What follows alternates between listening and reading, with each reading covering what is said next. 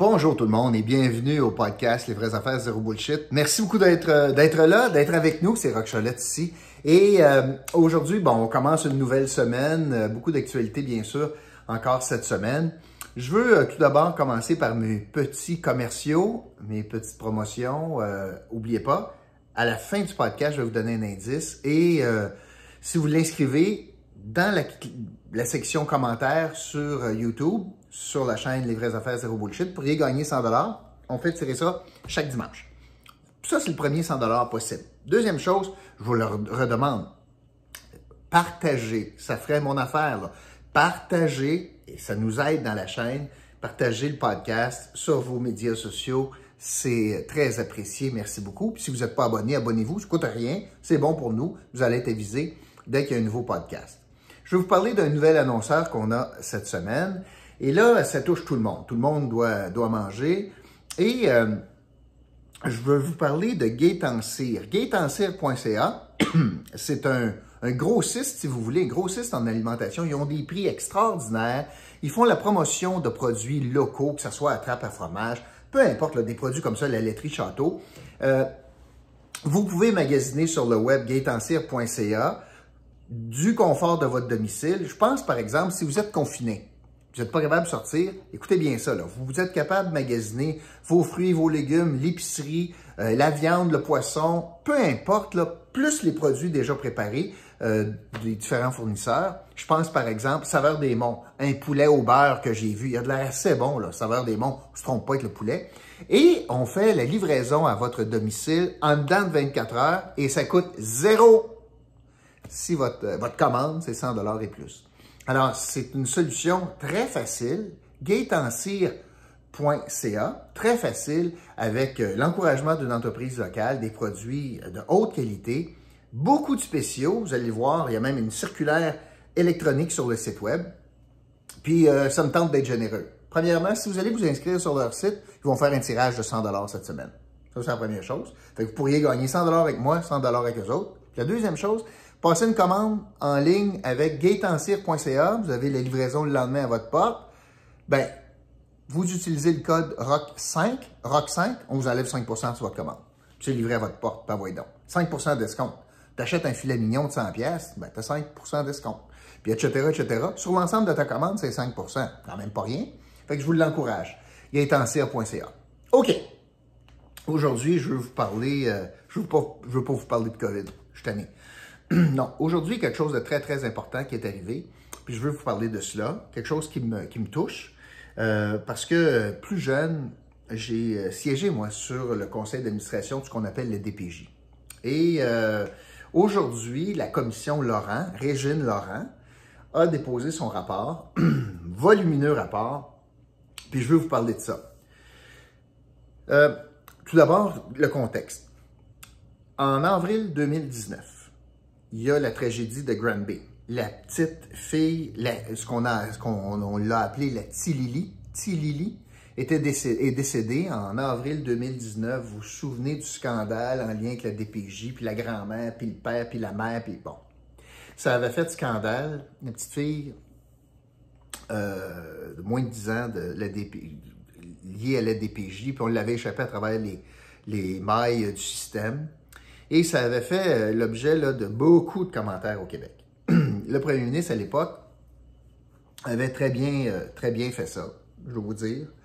Parce que vous savez, en gestion de crise, j'en parle souvent, il y a 3 gestes à poser, il y a 3 étapes. L'ABC, la première affaire que tu enseignes en gestion de crise, présence, compassion, action.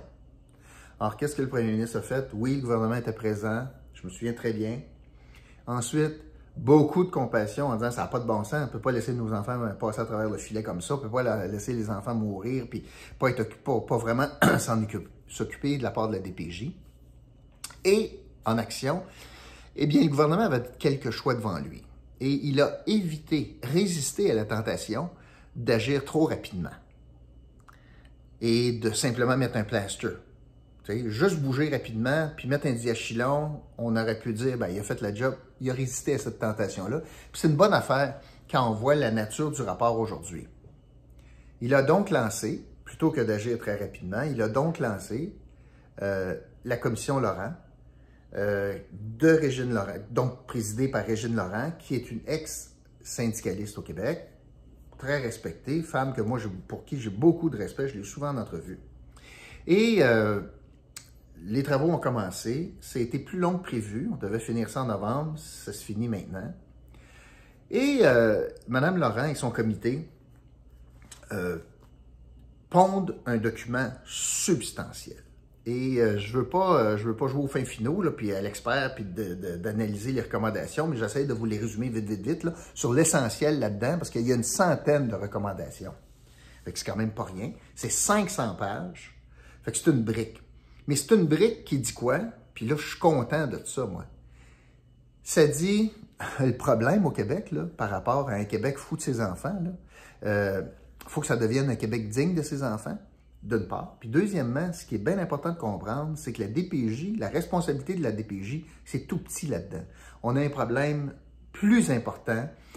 On a besoin que les Québécois puis la société reconnaissent les enfants comme des êtres à part entière, que ça soit une priorité, qu'ils aient des droits reconnus, puis qu'on agisse le plus possible pour favoriser le maintien dans la famille. Ça veut dire donner toute l'aide possible à la famille, que ce soit, puis là on prend sur tous les aspects, l'aspect économique, l'aspect des familles recomposées, l'aspect de la violence conjugale, tous ces aspects-là.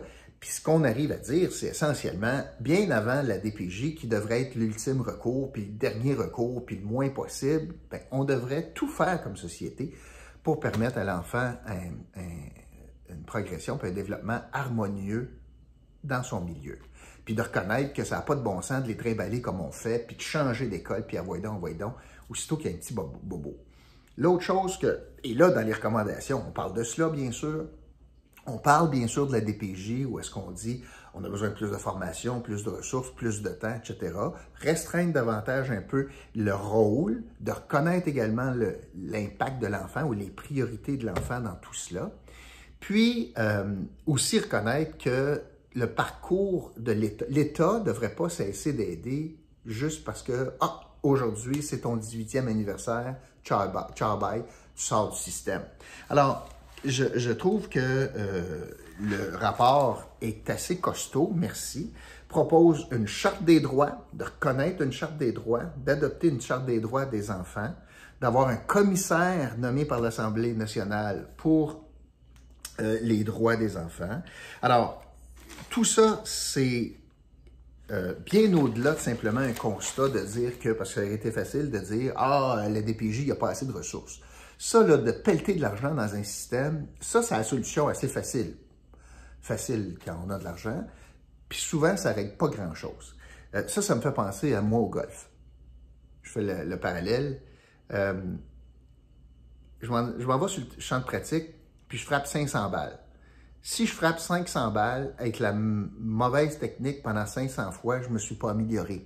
Même si j'ai mis bien des efforts, puis j'en ai frappé 500. Si j'en frappe 700, je mets plus de balles dans mon panier, puis je paye plus cher. Ça ne veut pas dire que je vais frapper mieux parce que je n'ai 200 de plus, mais je les frappe croche parce que je n'ai pas une bonne technique. J'aime mieux en frapper 25 avec la bonne technique, puis peut-être un bon coach. Mais c'est ça que ça dit, le rapport de Régine Laurent. Ça dit, pas nécessairement juste à pomper de l'argent, mais j'ai besoin d'un bon coach dans la famille. C'est à peu près ça que ça dit. Là, je me réfère à mes notes. Donc, réforme majeure au niveau du droit de l'enfant. Et c'est tout l'environnement qui va être modifié par rapport à la perception que le Québec a du droit de l'enfant. Et ça, c'est le grand constat qui sort du rapport de 500 pages. Moi, je veux vous dire que il y a une affaire qui me dérange un peu. Il y a une chose pour laquelle je suis un peu déçu. Je vais vous le dire comme ça. Je vous le disais, j'ai déjà siégé, moi, c'était un autre nom, c'était plus large que juste le DPJ, là. Mais je siégeais sur le conseil d'administration des centres jeunesse il y a plusieurs années. Puis, à Québec, j'ai été aussi adjoint parlementaire du premier ministre pour les responsables des dossiers jeunesse, tout comme Stéphanie, soit dit en passant. Et donc, fort de ces deux chapeaux-là, ce qui me déçoit un peu, c'est que je n'ai pas senti, je n'ai pas vu, peut-être j'en ai manqué, mais je n'ai pas vu qu'il y avait une recommandation pour que le leadership, on parle de leadership dedans, mais que le leadership en matière de jeunesse soit assumé, et j'aurais souhaité une recommandation dans ce sens-là, mais soit assumé par un ministre en titre. Présentement, il y a un ministre responsable des services jeunesse, Lionel Carman, mais qui est un ministre délégué. Qu'est-ce que ça veut dire? Bien, ce n'est pas un ministre de plein chef, de plein droit, qui a des pouvoirs de signer des budgets. C'est sous la responsabilité du ministre de la Santé. Donc, la responsabilité de M. Carman, c'est à ce niveau-là, mais il y a quand même M. Legault qui garde la responsabilité comme premier ministre des dossiers jeunesse et il y a un adjoint parlementaire des dossiers jeunesse. Moi, je trouve que c'était une occasion en or de dire, sur la question de la jeunesse, là, on va avoir un ministre en titre. On va regrouper ces deux fonctions-là parce que la jeunesse, c'est plus que simplement la DPJ puis les centres jeunesse, c'est pas mal plus large que ça. Fait que je trouve qu'on a manqué une occasion pour lancer un signal fort de leadership en matière jeunesse et on ne retrouve pas ça dans le rapport. Écoutez, je donne le bénéfice du doute là, à Mme Laurent, mais il me semble que ça aurait été un message très, très fort à lancer. D'ailleurs, la suite des choses.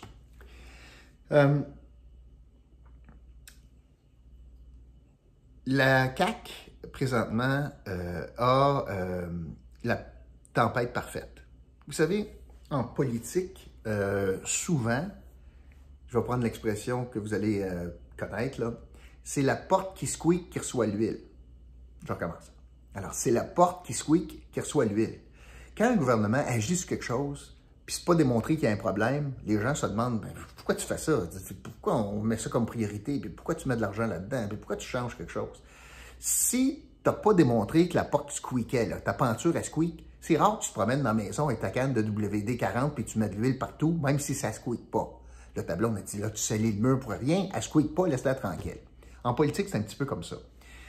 C'est la porte qui squeak qui reçoit l'huile. On s'entend-tu que la mort tragique de la fillette de Granby ne sera pas en vain, pourrait ne pas être en vain. Cette petite fille-là, par son courage, va avoir probablement transformé le Québec envers ses enfants. Le gouvernement a donc une occasion en or, parce que la porte, elle squeak. Il va falloir faire quelque chose. On l'a échappé. On ne peut pas se permettre d'échapper des enfants comme ça. Donc, la porte à squeak. Ça, c'est la première chose. Deuxièmement, je le disais d'entrée de jeu, il a un diagnostic complet. Il n'a pas peur de simplement agir pour dire « je vais colmater une brèche puis je vais mettre un plaster ». Non, là, il y a un diagnostic très large des enjeux. 3, il y a la solution. Il y a 500 pages contenant 100 recommandations d'un groupe spécialisé qui l'a étudié pendant 2 ans, ce qui ne marche pas avec notre système en lien avec nos jeunes, avec nos enfants. Donc, j'ai la porte qui squeak, j'ai un diagnostic, puis j'ai les solutions. Reste maintenant au gouvernement de dire « OK, parfait, et là, voici le plan de match. » Parce que tu ne peux pas tout faire jour 1, je comprends ça, là. Voici l'échéancier, voici mon canevas de travail, voici ce que je veux faire, voici comment on va faire ça. On en a pour une couple d'années, parce qu'il y a plein de modifications législatives, etc. La Charte de droit des enfants, c'est quand même pas rien, comment ça s'imbrique dans tout le reste, c'est majeur. Mais le gouvernement là, peut agir, doit agir, avec ce qu'on vient de donner aujourd'hui. Donc, ce qu'on s'attend à ce que du gouvernement, c'est qu'il nous établisse un plan de match, en disant, parce qu'il a déjà dit, ben, écoutez, je vais prendre connaissance des recommandations, c'est correct, mais très rapidement, il va falloir qu'on ait un plan de match en disant, OK, mais je les mets en vigueur. Parce que, en passant, je trouvais ça assez intelligent de la part de Mme Laurent. Parmi les premières choses qu'elle a expliquées, c'est que ce qui est unique dans son rapport, c'est que tout se tient. Chaque recommandation est imbriquée dans l'autre qui suit. Ce qu'elle veut dire, c'est tu ne peux pas juste en prendre 33 pour en laisser 66 de côté. Là. Tout, c'est un tout, cette affaire-là. Puis tu ne peux pas me laisser, c'est comme une chaîne. Là. Le maillon le plus faible va casser ta chaîne, même si les autres sont bien forts. Fait que, ce qu'elle dit, c'est que tu ne peux pas faire un si tu ne fais pas les 100. C'est ce qu'elle dit. Je vais vous parler maintenant, en terminant, du rôle de l'opposition officielle. Dans le fond, là, Là, Mme Laurent, qui était une commissaire présidente de la commission, donc chargée d'analyser, a livré son bébé. Le bébé, c'est le diagnostic, le constat, puis les solutions. Elle livre ça publiquement et les partis d'opposition au Québec doivent maintenant prendre ce livre, ce constat, et en faire leur Bible. Eux autres, là, les partis d'opposition, que ce soit les libéraux, les péquistes ou Québec solidaire, doivent être le gardien de cela, doivent être les défenseurs. Ça devrait devenir leur Bible, les champions de ce livre-là, pour garder le gouvernement sur ses aguets, sur ses orteils, pour pousser le gouvernement afin qu'il mette en place les recommandations proposées par Francine Laurent. Ça, c'est le rôle de l'opposition. Aujourd'hui, là, ils viennent d'avoir un nouveau plan de match en matière jeunesse, puis ça devrait être leur Bible. Ils n'ont pas eu à inventer la solution, c'est pas eux autres qui ont créé la crise, mais là, présentement, le rôle de l'opposition, c'est de s'assurer que ce qui est là-dedans soit implanté, comme Mme Laurent le demande, à juste titre, après 2 ans d'analyse de cette situation-là à la grandeur du Québec. Alors aujourd'hui, c'est une bonne journée. Je suis content pour le legs de cette petite fille-là, qui aura été de passage, un passage de très courte durée au Québec, puis va avoir marqué, au cours de sa vie par exemple, mais va avoir marqué probablement la suite des choses pour de ses congénères, va avoir marqué l'histoire du Québec, parce que c'est elle, par son décès tragique, qui aura lancé un chantier majeur, puis probablement un bouleversement majeur dans le droit des enfants, puis surtout le regard du Québec envers ses enfants. Alors passons donc d'un Québec fou de ses enfants à un Québec digne de nos enfants.